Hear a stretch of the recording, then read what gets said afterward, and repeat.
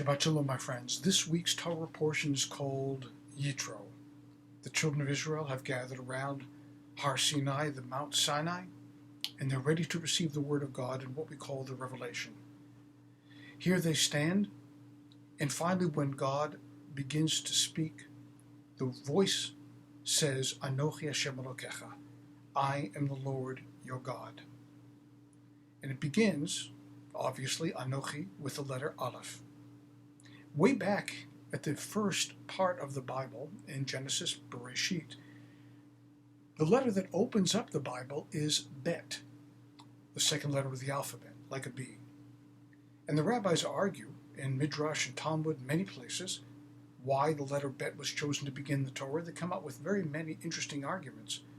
But one of them that is not often cited is that it deliberately did not begin with the letter Aleph because that was the beginning of society, of a normative society that would be able to engage with one another and engage with God.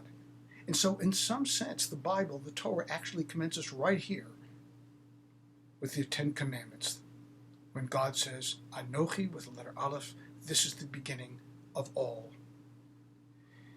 And we do call it the Ten Commandments, but in truth, is it? Anochi Hashem Elokecha, I'm the Lord your God. Where's the commandment? Is the commandment to believe in God? Were that the commandment, why doesn't the Bible say that? Is the commandment to worship God? Again, the Bible does not indicate so. It only says, Anochi Hashem Elokecha. So in truth, the Ten Commandments are not Ten Commandments at all. Because that which is considered the first commandment is simply a statement of fact. Anochi Hashem Elokecha. And why does it begin that way? Well, for one, we don't call the Ten Commandments the Ten Commandments. We call it the Aseret Dibrot or the Asad Devarim, either of which means the 10 utterances. For that's what they were, not 10 commandments, but 10 utterances.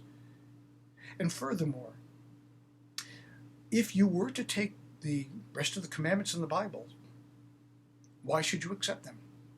Maybe just somebody scribbled them down in a scroll and said, these are the things that I want you to do. Don't steal, don't lie, don't take somebody's property. But it opens up with the words, Anochi Hashem Elokecha, I'm the Lord your God, which is the most important statement of all because all else may be simply someone's opinion. But when it's predicated by, I'm the Lord your God, it's not somebody's opinion. This is inviolate. This is what God demands of us. I'm the Lord your God, and then unfolding from there comes 613 commandments. Not 10, 613 statements of behavior. And furthermore, it says, Anochi Hashem Elokecha, I'm the Lord your God. The word your is singular. It's not plural. In other words, we're to be engaged individually by and to God. Your relationship with God is unique. No one else has one just like you. God has a relationship with you that is highly personal, unique. No other relationship is like yours.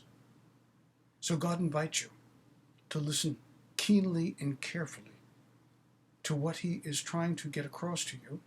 And our responsibility is to open our heart, our soul, to be able to apprehend a relationship with God that God desperately wants to happen. Rabbi Eli Melech of Legence makes the following comment. He says, the entire Torah was given only so that you would know that there is a God in the universe, that there is an ultimate caring, loving heart that desires us to do and be and become our absolute best, what we can be, what God knows we can be. And that involves acknowledging God, that involves hearing, listening for God, that involves behavior that is appropriate with other people and with the earth, so on a horizontal plane and a vertical plane. We are responsible to develop a relationship with God that is predicated on God's will with the entire universe. I hope that as we read this sacred portion this week, and you hear the word Anochi pronounced, that you can feel it coursing through your soul, because you and it are one. Shabbat Shalom.